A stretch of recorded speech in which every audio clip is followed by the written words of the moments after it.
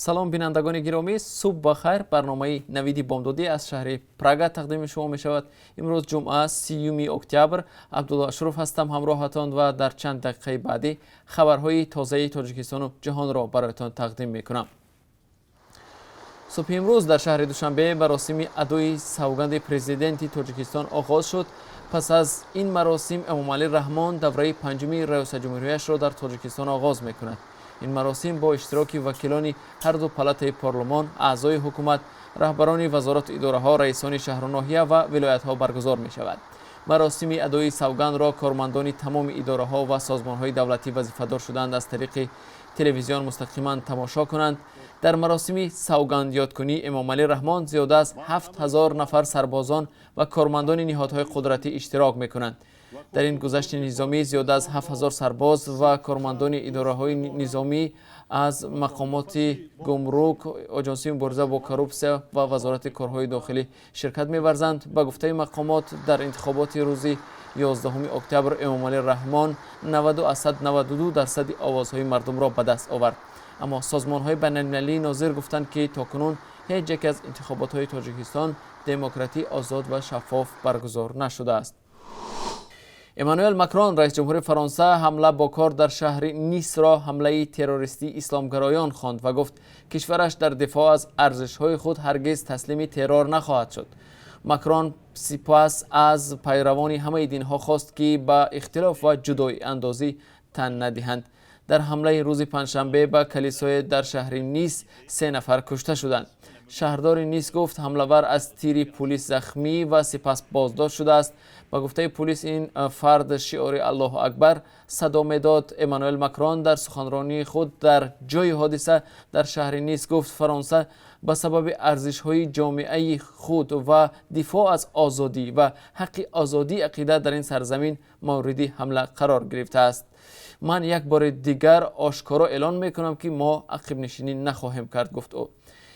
هنوز سبب‌های این حمله دقیق معلوم نشده است، ولی شهردار نیس این حمله را با سر بریدن ساموئل پتی، یک معلم در شهر پاریس، در هفته گذشته مقایسه کرد. یک مردی چچن تباری زاده روسیه با نام عبدالله گفته است که بنابر نشان دادن تصویرهای طنزآمیز پیامبر اسلام به شاگردان این معلم را به قتل رسانده است.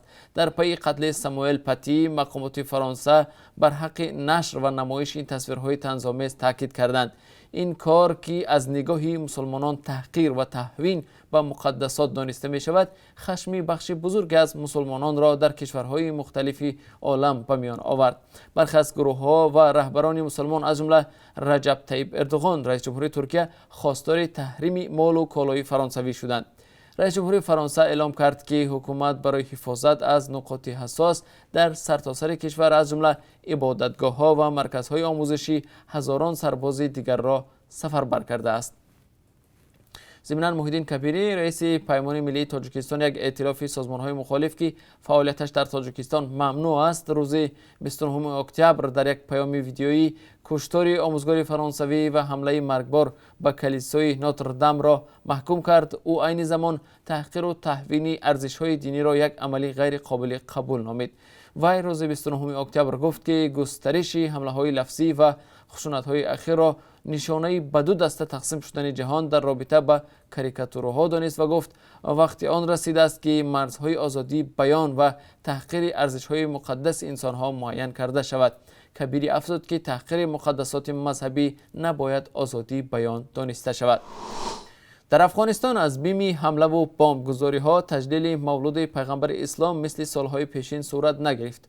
بمبگذاری‌ها و مرگ 10 نفر در 2 روز اعتقادمندان را که هر سال با تعداد زیاد در این مراسم شرکت می‌کردند ترسانیده و مانع حضورشان در محفل‌های مذهبی شده است. گزارش را در این باره همراه می‌بینیم.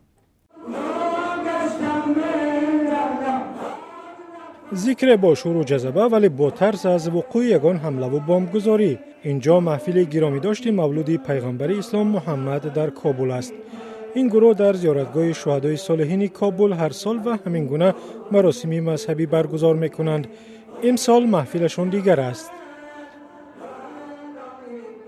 اینجا هر سال جمع میشدن و متاسفانه که امنیت صحیح نیست. در این سالهای اخیر میبینی که مردم کمرنگ شده و مردم هیچ اشتراک نمیکنن، به هر مراسم از بیخی دوری میکنن. تمیم انصار زیارتگاه مشهور در شهر کابل، زیارتگاهی که در گذشته در روز مولد پیغمبر میزبان هزاران نفر بود. محمد نبی عطایی هنرپیشه شناخته افغانستان هر سال در همین روز به این زیارتگاه می آید. می گوید امسال شروع حضور مردم در مقایسه با سالهای پیش کمتر است.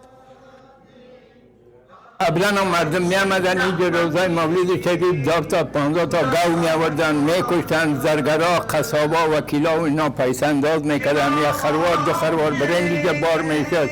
کل مردم کابل در این هفته 2 حمله مرگبار را از سر گذراند. بمبگذاری مرگ طلبانه روز شنبه در مرکز آموزشی کوثری دانش در غرب کابل 24 کشته و 50 زخمی بر جای گذاشت. انفجار بمب مغناطیسی یا مگنیتی در یک ناحیه دیگری کابل در روز سه‌شنبه جان 3 کس را گرفت. هرچند دیده می شود تدبیرهای امنیتی در اینجا اندیشیده شدند، ولی حمله های اخیر در شهر کابل بسیاری ها را از رفتن به چنین مراسم باز داشتند و تعداد اندکی برای گرامی داشتی خاطره پیغمبرشان آمدند.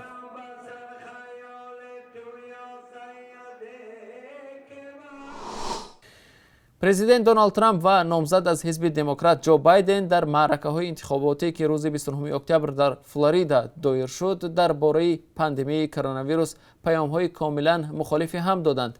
هزاران نفر از جانبداران دونالد ترامپ در شهر تامپای ایالت فلوریدا در معرکه ترغیباتی که در فضای باز تشکیل شده بود جمع آمدند که اکثریت نقاب نداشتند.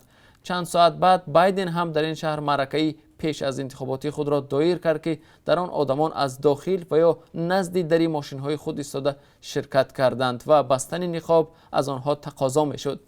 معرکه‌های 2 نامزد در فلوریدا 5 روز قبل از انتخابات پرزیدنتی نه تنها 2 اصول متفاوتی معرکه‌های ترغیباتی را عیان کرد، بلکه مهم بودن ایالت فلوریدا را نیز به نمایش گذاشت که هر 2 نامزد آن را برای صاحب شدن کرسی در قصر سفید فوق‌العاده مهم می‌دانند.